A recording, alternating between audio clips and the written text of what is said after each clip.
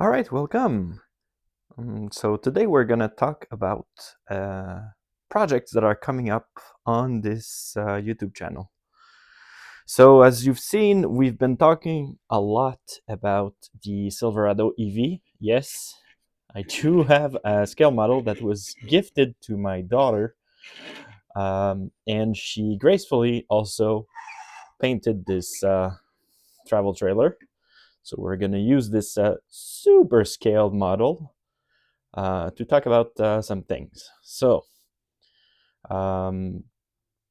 there's two main subjects to this channel right now: the Silverado truck, the Silverado EV, its range, its towing capabilities, and I've done a couple videos on that.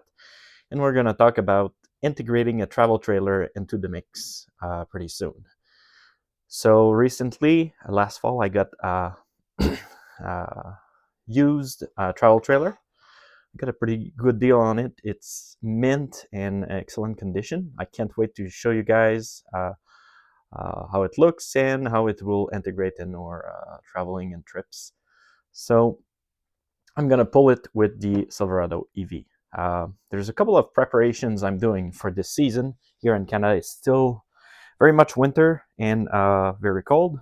So I'll talk about some of the gathering of products that I'm doing right now so I can start the season strong. All right, so here are essentially the upcoming videos. I'll probably ask you guys what you want to see first. Some of the things I've already done or prepared. One of the things I did is that on a travel trailer, you almost always have the same locks. The locks on all the exterior containers are pretty much this. All the keys in almost all travel trailers are the same. Can you believe it? You can open someone else's exterior storage space with your own key, and usually it works because yeah, I don't know why manufacturers always use the same. So I replaced all my exterior locks with this one. I didn't do it as much for security as I did it for just wear and tear. My own one was a little bit flimsy. I had trouble opening the doors with the key, so I changed them. I had a leftover, so I can show you the before and after. Also, I believe that this kind of cylinder lock is a bit more weather resistant, so I've done that.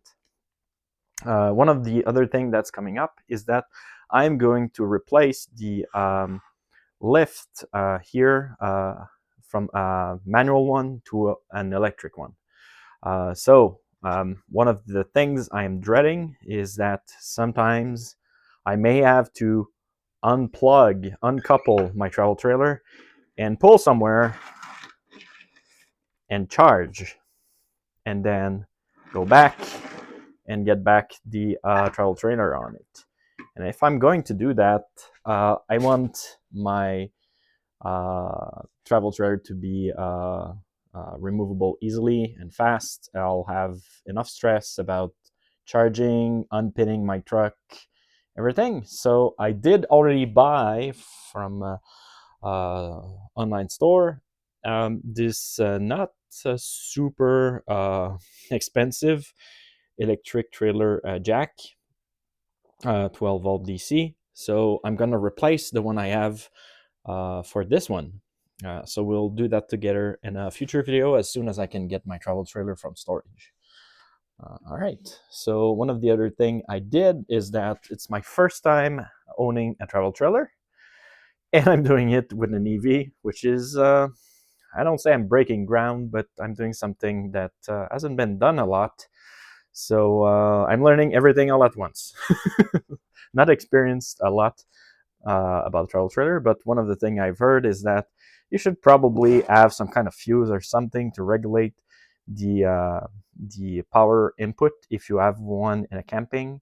So I did. I bought this as a way to ground my circuitry inside my travel trailer in case something bad happens. I also bought this, which is essentially the same thing, but not for electricity, for water. So essentially, This is a water regulator where I can adjust the pressure that I want from the utility water connection I may have in camping.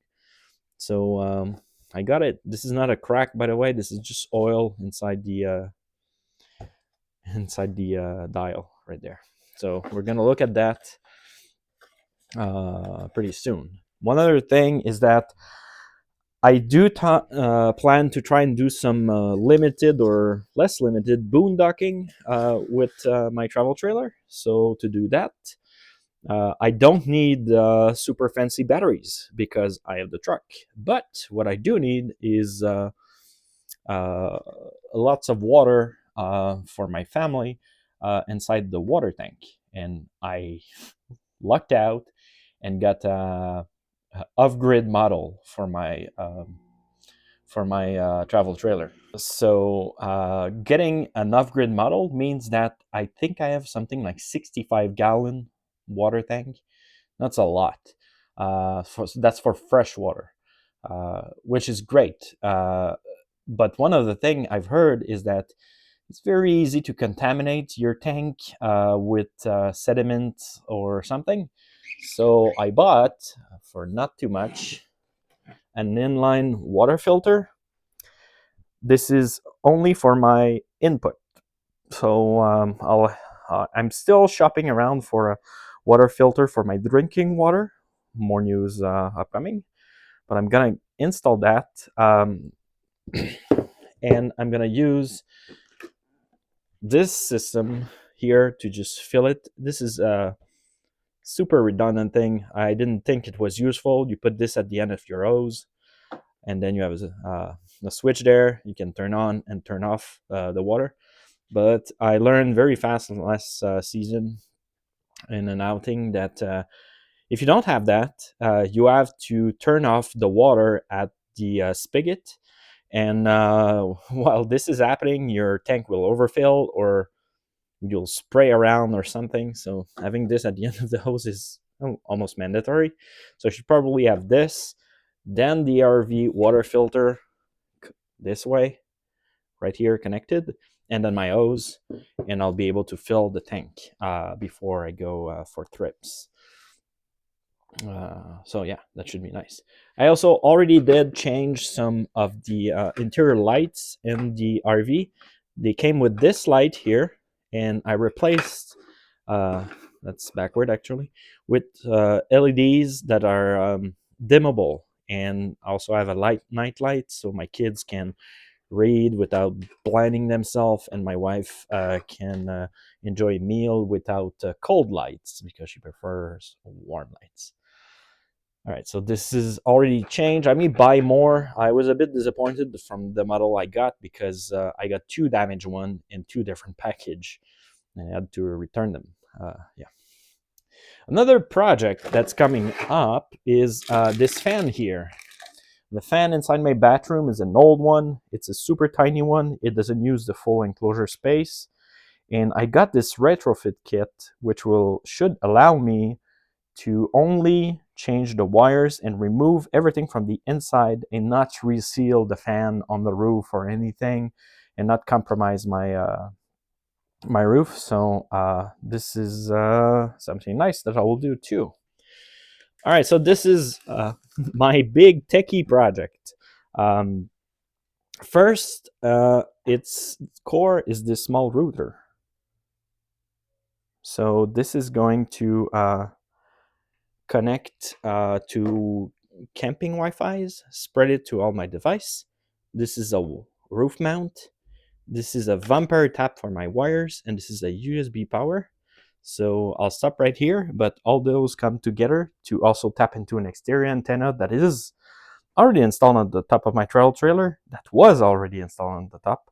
So we'll look into that in a separate video. So yeah, those are the projects coming up. Thanks for sticking around.